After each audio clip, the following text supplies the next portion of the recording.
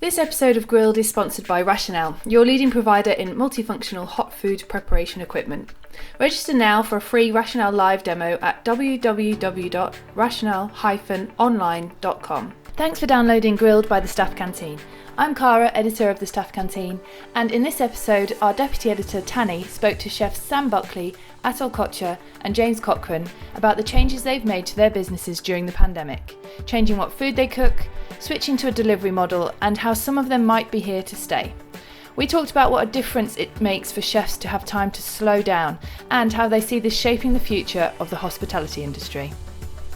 Hi everyone, welcome to the Grilled podcast. We are here today with Sam Buckley, the acclaimed the chef and owner of the acclaimed Manchester restaurant Where the Light Gets In. And we are with James Cochran, winner of Great British Menu 2018 and owner in restaurant 1251 in London. Hiya guys, how are you doing? Hi guys, how you doing? You alright? Hey, how you doing? Yeah, not bad, thank you. Good. It's good to see people, albeit in Zoom form. We were saying before we jumped onto the recording how everything has become Zoom now, but hopefully that's coming to an end now, and we're going to be able to see people in person. Yeah, we could. So, how have you been, guys? How's lockdown been for you? It's been crazy, but I've enjoyed some bits. I think James, you were saying earlier, just slowing down and spending more time with my daughter and trying to process what's been going on in the past 3 years since we opened, and also trying to put some space between that time and what we're going to do moving forward. Yeah. Regardless of COVID. Yeah. How about you, James? Yeah, 100%. I think, I think the last 12 years have just been going something fast paced. I think it's nice to realise and slow down and kind of take a look at your life in some kind of ways. And I think for 1251 as a group, I don't think we want to kind of go back to what we were doing before, doing the 16-hour days of work, and really making sure that all our staff are, even though it looks after already, but really making sure it looks after, making sure that there's life beyond coming to work all the time. Yeah. For sure. Yeah. And can I just ask both of you, what position were you in sort of at the beginning of this? I know it's a long time ago now, but 4 months ago, when lockdown was announced, or around those times, what position was your business in? Sam, if you want to start. Well, I just tore my hair out filming Great British Menu, so I was looking forward to a few more bookings on Wednesdays and Thursdays after that, and then obviously couldn't have been worse timing. We were in a good position. We were building a staff room was going well. We had quite a new team as well because a few of our guys had gone off to do other projects of their own. But we were good. We were strong as always. We were sort of, changing our systems every day, and we were up to we were doing a 15-course taster menu, and really looking forward to that spring produce coming in. Yeah. Oh, good. And you, James? Yeah, 100%. I was really buzzing. I think spring's one of the most exciting times of the year for produce coming in. So I was really looking forward to that. I think 1251 was doing well. I think it's always hard in your first couple of years. I think it's hard in your first year really, because you learn from all your mistakes from your first year, and you go into the second year learning from that and building on it. And we had good momentum around 1251, and now we're coming out to our second year, and we were established in a really busy kind of road, Upper Street, Angel. And we closed on the Tuesday, and then we had to come up with a new idea pretty ASAP, because otherwise we didn't know what the government were going to be saying. Yeah. With what was going on with regards to our staff, regards to the business. So we kind of came up with the idea around the clock. I think people know me for my Jamaican joke about my chicken. So it's just an easy gateway for me to carry on doing fried chicken, because I'm so connected to that. And I think now I'm just a fryer chef, basically, just slinging out fried chicken burgers. And you know what? It's fine, because I think Sam would say, you have your own business, you have so much stress with the business. It's nice to kind of be able to relax from that and just it's me and my business partner coming in. It's pretty chill. We're just having a bit of a laugh. Like, we kind of start where we've kind of won. And it's just been a nice environment. It's kind of interesting because because we're quite a small restaurant, as you kind of know, and it's very narrow, we won't be able to go back to 1251 maybe until lockdown's completely over. Yeah. Because the restaurant won't survive on us doing, when we're doing 100 covers on a Saturday, now we're probably going to be doing maybe 25-30% of that if we were doing an 8-course tasting menu. So for us, we're going to stick with around the clock purely because of our delivery service. Yeah. Because I think it's flipped so much now that it used to be 75% eating out and maybe 25% delivery. Now it's 75% delivery. So we're just going to stick with this. And also because the kitchen's really small, social distancing in the kitchen wouldn't work my normal menu. So we're just going to carry on with what we're doing. And then when 1251 opens back up, we're probably just doing a new relaunch. And we're going to change a few things. Like, believe it's kind of weird, we've done a whole new kitchen refurb and a whole new restaurant refurb. So, so we're quite excited to when it does go back, because I think it's monotonous when you're doing 100 kilos of chicken a week, trust me. Yeah, I can believe that. Frying for 5 minutes after it does get quite boring. Yeah. But like I said, like the two most important things, the two most important things is adapt to survive. Yeah. Well, I kind of want to dial back a little bit to sort of before the dust settled, when the news first struck that restaurants were going to close. What was your initial reaction, and how did you deal with, not knowing whether you were going to be able to furlough your staff and how you were going to survive? What was the initial thought process when you realised that restaurants were going to have to close, Sam? Funny, because when it all started, when it started to sort of blow up in England, and you could feel that energy in the air as well. I was supposed to be going to Istanbul with a friend. We were just taking like half a week out and having a bit of a party in Istanbul. Do it twice. Yeah, but I'm stood like in service on Saturday night, and we've got a full room, and everyone's having a great time, but you could feel this like something's about to give. And that was the Saturday before the Wednesday. Yeah. So I sort of ducked out of service, and I phoned my friend and said, I don't think we can fly. I don't think we can go. So we made this decision not to go. Finished on Saturday night, and we're closed Sunday, Monday, Tuesday anyway, so everyone went away. But we had like 3 days to think about what we were doing.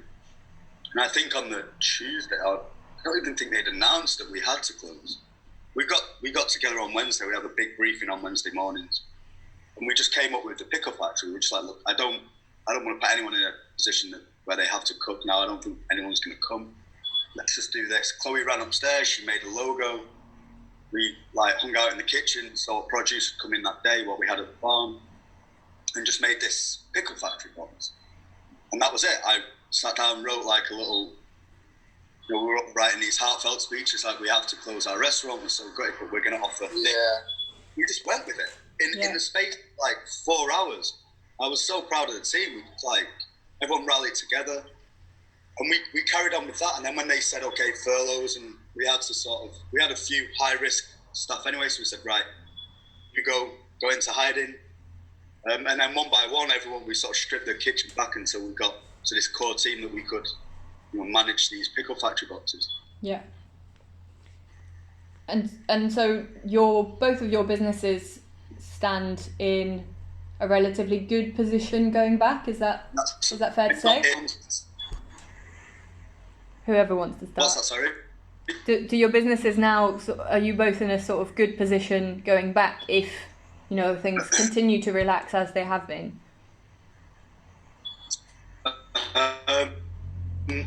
Well, unlike James, we've got this big warehouse. I don't think you've been up there. This big open warehouse. The kitchen's in the middle of the restaurant. There's no benches between anything, so everybody's intermingled. We could do the 2 metre distancing. I think the 4th of July thing for me is there's no information. It's totally nebulous. Yeah. And I've seen a lot of restaurants putting up like PPE screening and having these like tables that you serve onto, then the guest goes and gets there.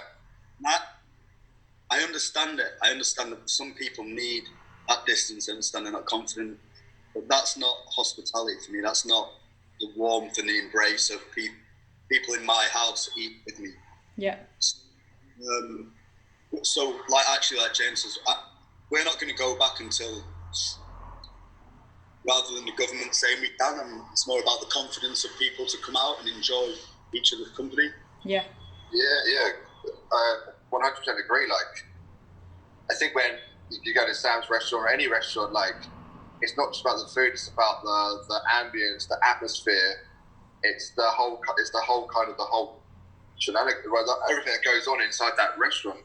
And here's the thing: what do? Do I now go against my ethos of what we are, but make it affordable, accessible, and start charging people £150 a head just to cover my overheads because we're literally doing 30% of our staff, or do we just stick what we're doing for the time being? And like the thing, like Sam was saying, like the government has been a bit very kind of vague on.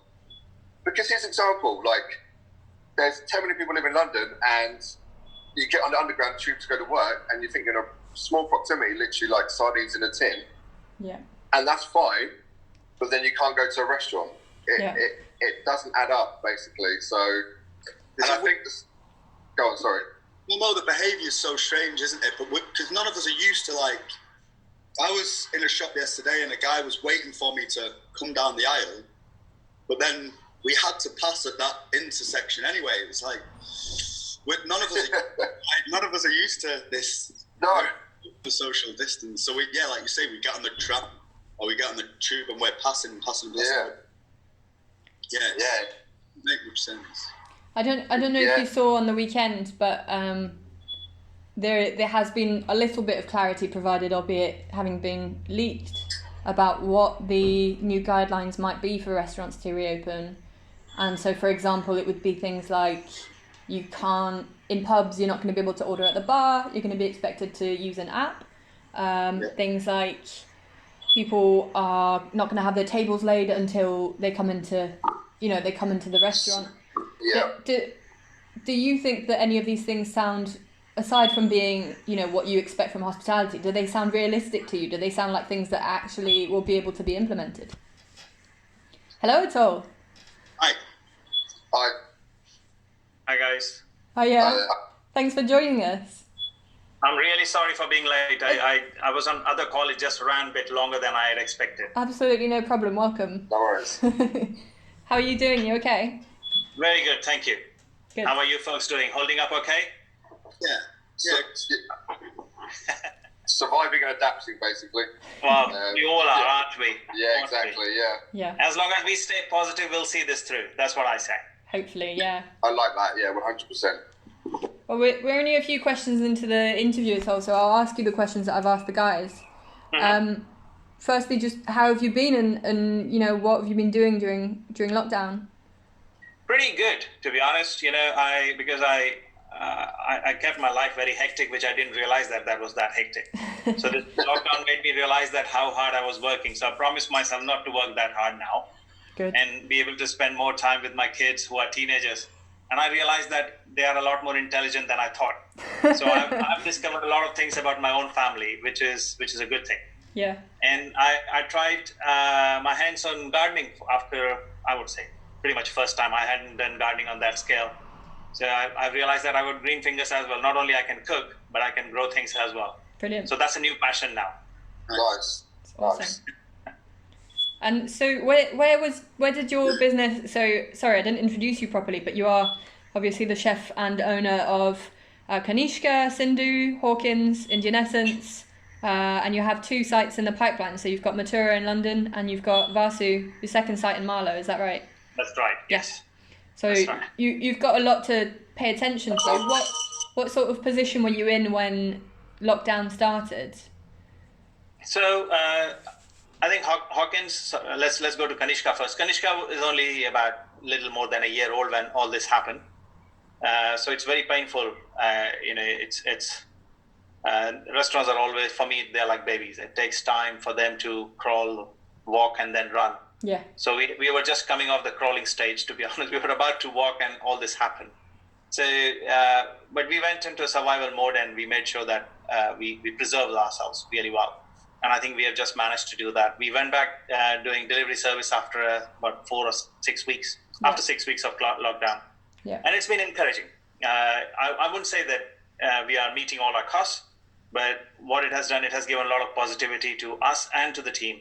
Yeah. So we know we are a good brand and we are a serious contender, and we'll survive when things go back to normal. Yeah. So that has been the positive out of it. Indian Essence also, we started around the same time, the delivery service. Indian Essence was quite established business. We have been there since 2012, and we were always in delivery service there, so it wasn't a problem for us to go back. It was straight back on. We plugged it back, and the business is good. I wouldn't deny that. Hawkins, we had never done delivery service, so that's a challenge. Yeah. The team is learning the ropes. We are getting there. I don't think it's a profitable venture what we have done, but we have learned something, and now we know that it can be part of the revenue, which we hadn't seen before. Yeah. Going forward, we would have to rely on it a bit, because I don't think people will be rushing back very quickly to the restaurant. So delivery service actually will come handy. Yeah. And being suburban, a lot of people prefer delivery service. Yeah. So, which we had not seen before, because we were still a new business. We were only 2 years old there when this happened. So slowly things are getting back. Sindhu, we didn't open at all because we are in the hotel. Yeah. And McDonald Hotels decided to remain shut, and we were not given the access to the restaurant, so we couldn't operate. The one in Mathura in London, in Westminster, it's about a year away from the handover from the landlord, so Okay. no issue there. Okay. Because program got delayed. But wasn't so lucky for Vasu, because I had just signed the deal on 20th of February and started stripping the kitchen out, and on the 9th we had all this problem, and by 13th our Prime Minister said don't go to the restaurant, so I didn't know where to go and look for water to jump in. But anyway, we have survived. So what I did, I said, okay, we will hold on to the projects at the moment, not do anything for good 3 months now that we didn't touch the project. But just recently, last week only, the builders have gone back to rebuild the place. Yeah. And I am going to open Vasu only as a takeaway for this year. I'm not going to open it as a restaurant. That's the sensible thing to do, because I have another restaurant, Sindhu, there, and I don't want businesses to choke each other. So I'll keep one as a takeaway, another one as a restaurant, and we'll see this time through. That's the plan for now. Yeah. And so, any of is your restaurant in the is Sindhu reopening on July the 4th, or have you got a sort of estimated date for that to reopen? The hotel is promising that it'll be 4th July, but the announcement hasn't come in yet. No. And I was watching Ottolenghi yesterday on Sky TV, and he was saying government needs to tell us now, because it takes good 2 weeks for us to clean up and get organized and call the staff back to work, which is absolutely right. So, government cannot tell us on 1st of July and say you can go back on 4th. So even when we are ready, we all would agree that we need good week, 10 days to get ourselves organized and clean up the place and be ready for the social distancing norms as well. Yeah. So we were on that sort of topic. I don't know if you saw on the weekend, but there were leaked documents on the probable guidelines that they're going to announce this week, and among them were that people wouldn't be ordering from the bar, or that they wouldn't be ordering face to face to people, and they'd be encouraged to use an app. Things like screens between tables, not laying tables between before guests arrive, only laying them upon their arrival. Yeah. And the guys were saying that intuitively it kind of goes against the spirit of hospitality, and that they don't really see that as something that they want to do. But I was also asking from a practical standpoint if that's something that seems realistic to you, or if it just seems like the cost of that and the implication for the customer. A customer's going to want to come back to something like that, and is it worth you doing it with those terms and conditions in place? So I think the 2 meter rule will be very tough for lots of us, to be honest. Yeah. Especially in central London. I think it's fair to say that good 30-40% of will say we might as well remain shut till things improve, because it may not make sense. That's classically, financially, it will not work for lots of us, to be honest, and maybe 1 or 2 of my own restaurants as well. Putting screens up, to be honest, I haven't been to any restaurant in the world, and I have been to some very conservative countries as well. But putting screens up is not the norm. No. I don't think we as humans would like it. We have never done it before. and I shouldn't say it before looking at it or trying it out. But one of the main reasons to step out of our homes and go and eat out is to be among people. And if we are just not being able to do that, I think it's going to be pretty bad experience, in my opinion. As a caterer, as a restaurateur, I'm going to feel very awful that I'm not being able to talk to my customers. I'm not being able to serve them the way they want it. I'm not being able to give the hospitality which we kind of claim to give. Yeah. If it's a new hospitality, I might as well actually just open takeaways and send food home. People can sit home and eat in their gardens, which will be a lot better experience than coming to the restaurants. Yeah. And soon people will realize it. They will get disappointed and they will stop coming to the restaurant, which will be the death of the industry. Yeah. I totally agree with these two gentlemen. They were on the same page with me. That I think we need to have an open space where people can come and interact with each other and be with each other. Yeah. I think the way they talk about screens and launching an app, I can't even imagine being able to use an app myself, let alone launching one for the restaurant. But yeah, and there's no clarity as to whether it would be one app for everyone or whether you'd have to have your own in-house developed app. So I don't know how that would even work in practice. Like the whole format gears towards us being stranglehold by a virus rather than. No, we don't need to learn to live in a COVID world because we've had pandemics in the past. I know we haven't had them in our personal history, but Spanish flu, influenza, it became part of our societies. And now, we don't have screens up for flu. We have the jab, and eventually they're going to get a jab. They're going to have a vaccine. And we shouldn't coerce ourselves into living in a COVID world and setting that up. I see sort of these permanent tape structures now in shopping precincts that they're hopefully, it's quite funny. We're gonna remember these like 2 meters apart signs on the floor. Yeah. In the next 6 months, 8 months, as being something of the past, but we don't need to make anything permanent. And I think, like Patel says, it would just be sad to work in that environment and sad to dine in that environment as well. I don't think I'd go to a restaurant where I have to, talk to someone behind the screen and put gloves on to grab my food. Or 100%. On the positive side, I heard somebody's podcast from America. This gentleman runs pretty much a similar format what Gordon Ramsay runs as Kitchen Nightmare. I can't remember the name of the gentleman. He runs a Bar Rescue in America on TV. And he said, if any industry in the world is more equipped to deal with these kind of viruses, that's going to be hospitality. Because nobody can teach us that how the surfaces are cleaned, how to keep the health and hygiene up. We do that all day. That's a part of our nature. Yeah. That's part of us. That's what we do. So tell us which chemical to use, which spray to use, and we will be ready with it. But don't shut us down and kill us. Yeah. I quite like that man. I can't remember his name. I should find out more about him. But I think if the guidelines come out just saying that go and open wouldn't be good enough for us. They should tell us what all we need to do to keep our guests safe, our staff safe, our premises safe. And I don't think it'll be a problem for us because we are naturally trained to deal with such calamities.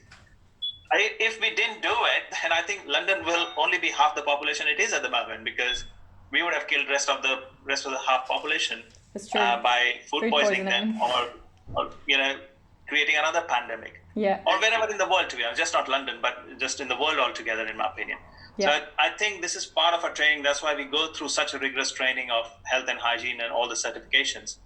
So I think it's just another training we need, but we need to know it pretty quickly. That's what we need. That's the sort of word of the month, I suppose, is clarity. People just need expressed instructions on how to operate, and they'll just go with those. We're in a fortunate position here as well because we're sort of behind a lot of countries, especially in Europe. Yeah. So watch what's happening there and taking them. So, last week in the paper, I really enjoyed seeing the scenes in Paris. They closed the Rue Rivoli, and then all the cafes and restaurants poured onto the streets. It was cool, and everybody's, enjoying the Parisian life again. And of course, unfortunately, there was another slight surge, but we have to go there. We have to sort of how you fight this thing, the virus comes in, we push back, it pushes back, and eventually... It'll keep happening. It'll keep happening till we find the cure. Yeah, for sure. So, this in mind, you've all adapted your businesses in interesting ways. We've already touched upon it, James and Atul, but I'd like to talk a little bit more about it. Sam, if you want to talk to us about the pickle factory and your landing project that's coming around. Yeah, so we closed Where the Light Gets In officially as a restaurant, and we opened the pickle factory with a little logo done by Chloe. And that's been great. So we serve, we prepare meals as close to with our philosophy, as close to our style as we can, for people to just gently heat and not too much preparation. So there's there's about 8 courses on there, and then there's something for breakfast. You get a morning roll baked by our baker. We're opening a bakery as well soon, I think. That's not been announced yet, so I probably shouldn't say that. You get bread and butter, you get something for breakfast, and we do a few starters, we do some produce from the farm, a broth with some meat or pieces of roasted veg. And it's been great. We've just done it in the Manchester area. We actually did a 7-mile radius, so we delivered them. And that takes us, we do it on Friday and Saturday. We take the bookings throughout the week. And we do 100 a week, and it keeps the wolves sort of from the door. We still have to rely on furlough, and there's only a few of us in the kitchen now. And then during this, before this, because we're in Stockport in Manchester, and there's a Mersey precinct, so much like any 70s brutalist shopping precinct, we have one in Stockport, flooded with car parks on the roofs that are kind of disused now. Yeah. So last year I went to the council and I asked, can I take a space on the car park and build a garden and use it as a community project? So primarily we take produce at the restaurant for the restaurant. We already have the farm in Marple, but it was just an urban sprawl that we could have a 4-minute walk to the garden, harvest radishes, lettuces. Like I was telling you, we've got up there now, we've got Punakira, this Indian cucumber. We've got fat baby achocha, which I got because I've got fat baby, which is a Brazilian cucumber. We've got Mexican coriander, like hundreds of these crazy 100% exposed space. So the idea was getting the chefs involved in farming, harvesting every day. And then we took it a bit further because we had so much space, and we said, right, we're going to do a 12-ton table. And it's going to be like chef collaboration. Like people from London or Paris to come and cook with us. Yeah. On Saturday, it'll be an open air, aside from the restaurant. Yeah. And remind me who you've got. I know you've got Eddie Shepherd coming. Who else have you got coming in the pipeline? Well, Tom Hunt's coming to cook with us, and we talked about maybe doing that on the garden. Yeah. Maybe Tom Brown, but he doesn't know yet. Well, he's going to come over. And Eddie from Le Grand Ban as well in Paris. Yeah. He's set to come over. So. Edward Delling Williams, he's called. Obviously, so for 3 months now, I've been building this space myself. I've been there every Saturday and Tuesday and Thursday, and it's great. I sat there yesterday with Chloe and my baby, and we were just like, this is looking good now. So, like I said before, we're not going to open the restaurant yet because I don't feel like we can do it on our terms. So we've decided now to take that space, that outdoor space, and we're going to do hot dogs and natural wine and beer. So we've been reading. Last week I was up till 3 a.m. reading about the difference between Frankfurters and Wieners and Bratwurst and the history of hot dog and the history of the sausage. I'm an academic now. Now we're developing the perfect paper. Yeah, we'll bake the buns. We also realised a lot of my friends are musicians and they've been volunteering there. And they're in an even worse position. Venues, theatres, cinemas, live clubs. No idea. So we've got this space, right? So it's going to be a music venue. We're going to do the hot dogs and the wine. We're going to sell a ticket price. And we're going to flirt with musicians and DJs. And they'll take the ticket price. So my friends actually from the local record shop and a few musicians are going to curate the space as a music venue. And we'll do the hot dogs and the wine. Fantastic. And we can come together and we can start talking to our guests again, even if it's about a hot dog. Yeah.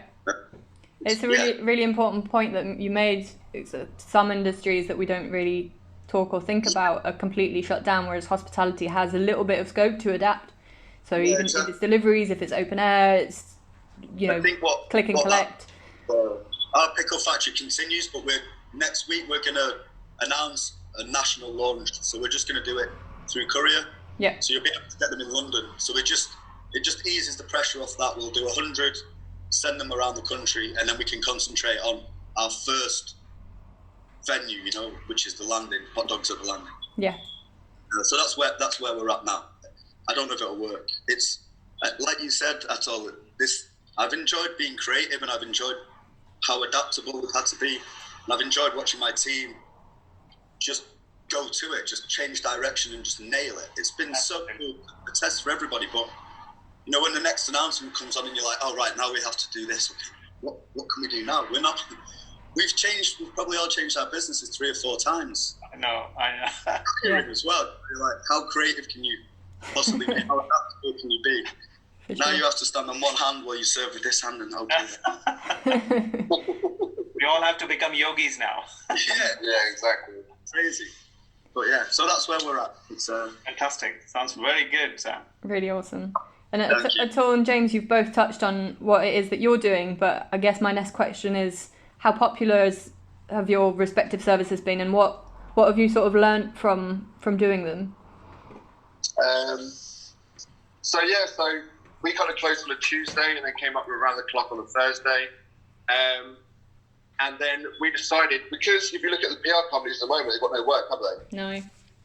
So we negotiated a price with a PR company that worked well for us, and we launched around the clock with that. Yeah. Off the back of that, we now work with a company called HD Waters. We've done a DIY kit with that, where we launched for 2 weeks. So it coincides with one of our signature buttermilk chicken burgers we do here. And then we go national next week with restaurant kits and that. And the general feedback, it's funny because you've been learning your craft for 12, 15 years. We kind of work in a Michelin-star restaurant, learn your craft, and everything about 12 people about my roots, about my heritage, half Scottish, half West Indian. And I'm comfortable with doing that. And that's something that I'm comfortable and confident doing. But then when you go into a different kind of field, because my food that I do would not work as a delivery service, and I would be comfortable with. Because when people come here, you're going to get your food in the last you're going to get it in 35 to a minute of when it's been plated. Yeah. So we did a PR launch around the clock that was scary, because now you haven't got people coming to see your restaurant. Now you're getting food delivered.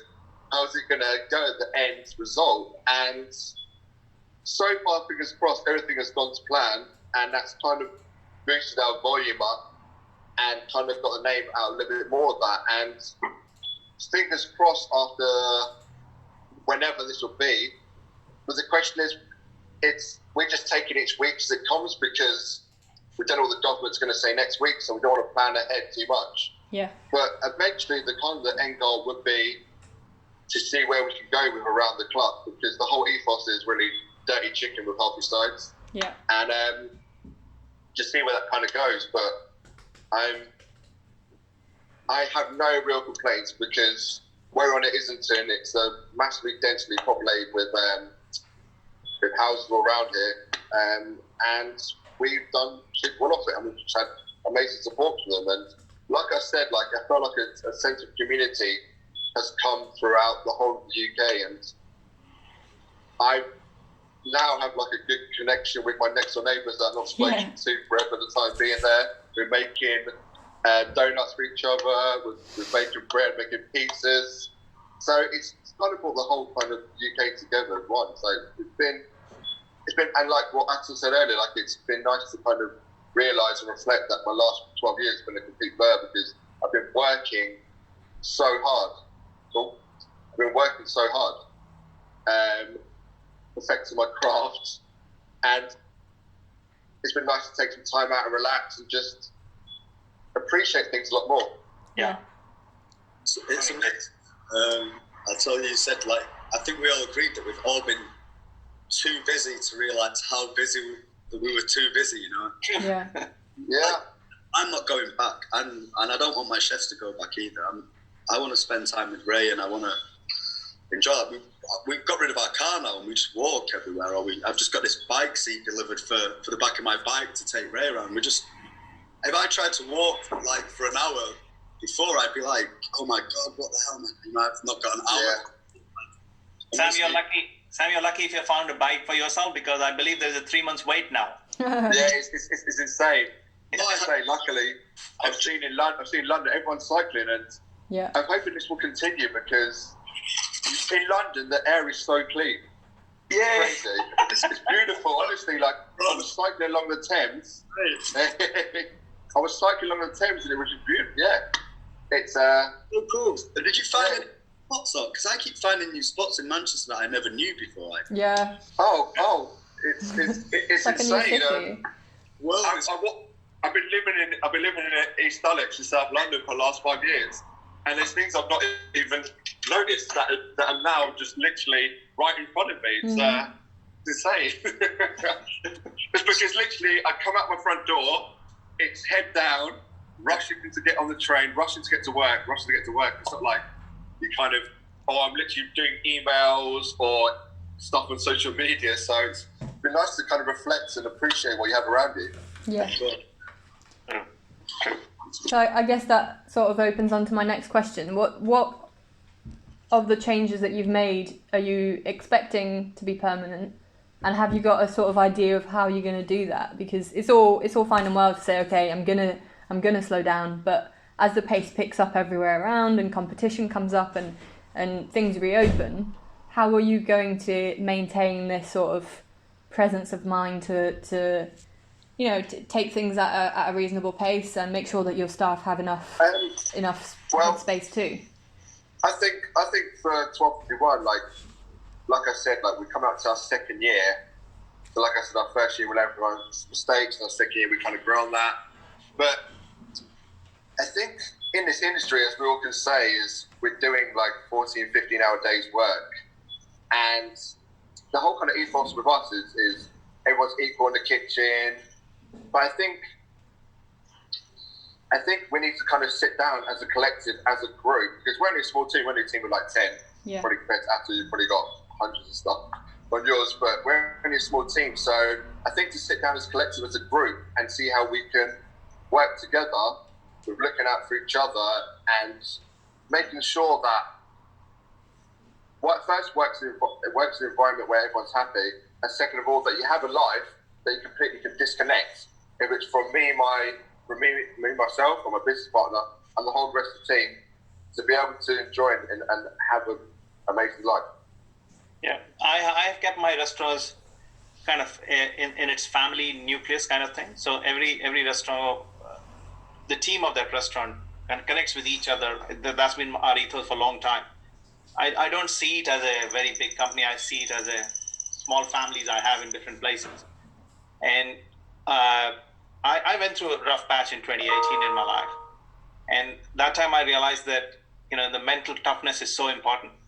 Yeah. You need a good mental health to be able to be a good human, a good professional, to have a good life all around. And I never used to ask anybody standing next to me that, are you okay, buddy? Are you all right? And there might be a lot going on in their mind. And that kind of triggered me that I have never kind of reached out to people. I've always been a good boss, but I have not reached out to people asking them, how's their health? How's their well-being? Is family okay? So I started taking time out, and this 2-3 months of lockdown has actually made me stronger to believe that I think we should reach out to our people and look after them a lot better. Yeah. Sometimes one small word is a good trigger for them to just offload it. It comes out of their chest and they become a normal human again. And I think that's one thing I've learned, because recently a very famous Bollywood actor took his own life. I think he got depressed by lockdown in India. Yeah. And that has kind of thrown a lot of questions to me. And our industry can be, if not competitive, I wouldn't say ruthless, but we can get sucked into it. Yeah. And I think I have to personally, I believe in this all the time, that I want to draw a line between need and the greed. I only want to do things that we need. I don't need to do which is driven by greed. Yeah. And I think going forward, that's what I'm planning to do. Sorry, excuse me 1 second. I've just got someone at the door. Sorry. No problem. Yes. Yeah, hi there. Come in, sorry, I'm just on a Zoom call. Sorry, no, sorry, I've got... Okay, right. it's okay. Sorry, I've got the telegraph in, sorry, it's been a photo shoot. Anyway, carry on. No worries. Yeah. We won't keep you for much longer. So that's what I was saying. I think we being able to understand that what we actually need rather than we want. I think those are the things. Want is, I think, limitless. You want everything. Yeah. But I think what you really need is sometimes actually that's all you need in this life, and you can live with minimal and I wouldn't say frugal, but minimal. I would say, and it doesn't need to stretch ourselves so much that we become uncomfortable in every sphere of our life. I think that's what we have to avoid from here on. Yeah. Yeah, I think happiness is the most important thing, I think. Truly. In everything. Yeah, 100%. And if you have a happy team, then it makes it a happy place. Absolutely. Absolutely. Happy people at work, happy people at home. Yeah, 100%. All for it.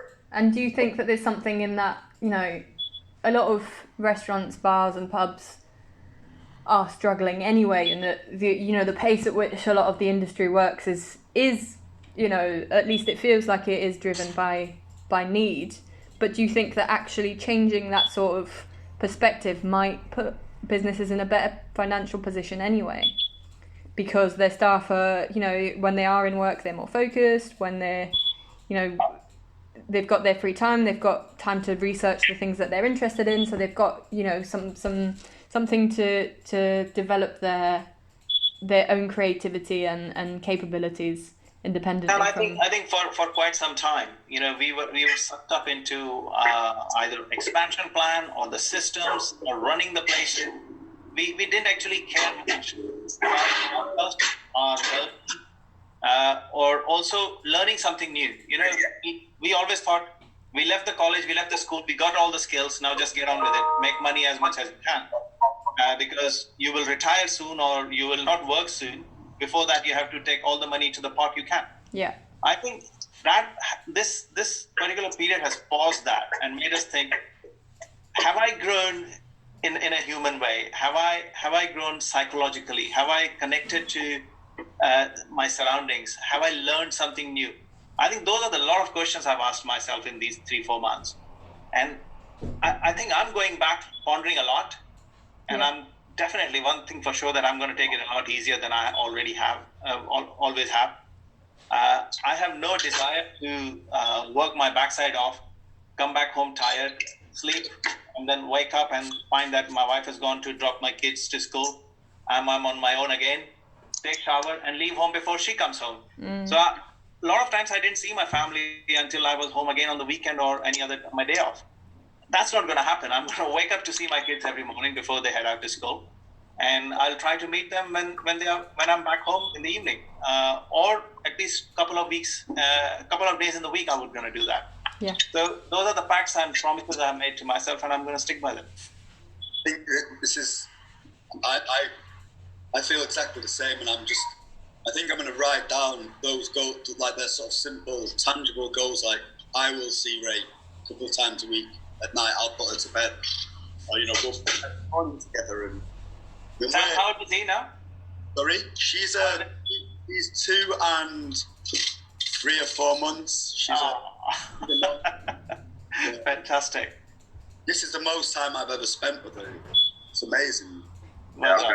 You said you realised about your kids being intelligent. I realised that she's obviously at the age where she's evolving and developing. So I'm really part of that now as well. Yeah. Don't miss out on that, Sam. The time goes just like that. At that age, they change so quickly. She's so funny. She's funnier than she's more enjoyable than anything you can really do anyway.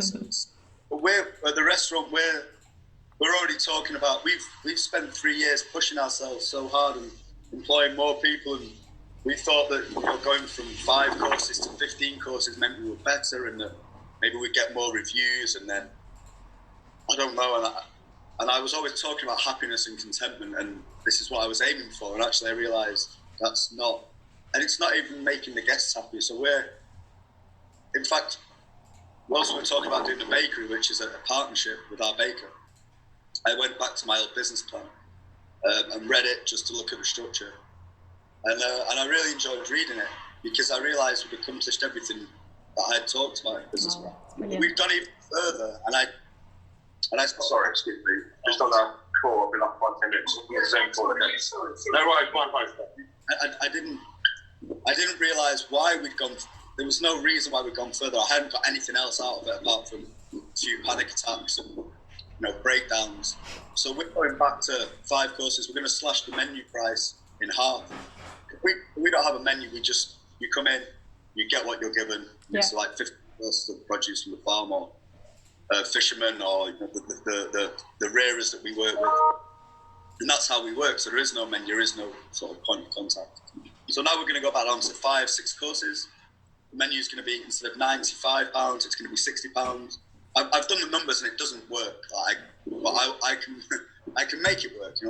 I'll make them work, and we'll just relax and we'll have fun. Like you say, everyone will have time to develop their own creativity, to actually enjoy work, get out a little earlier.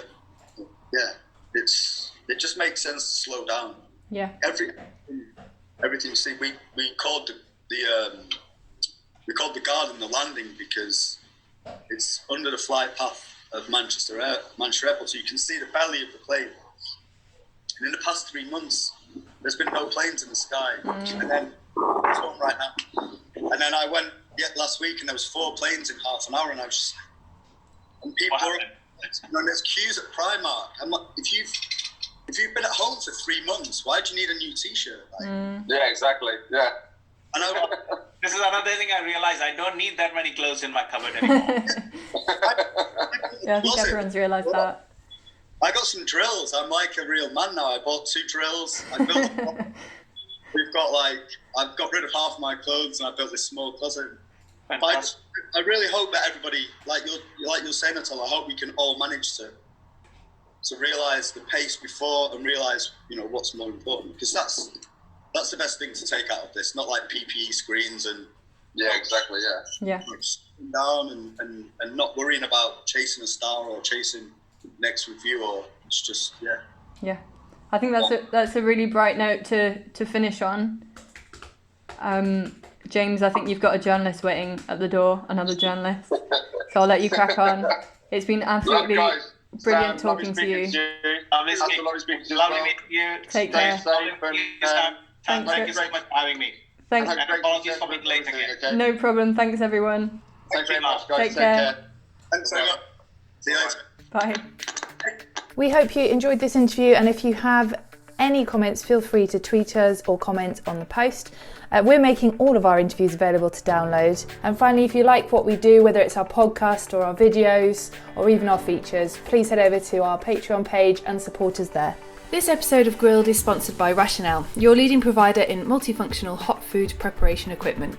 Register now for a free Rationale live demo at www.rationale-online.com.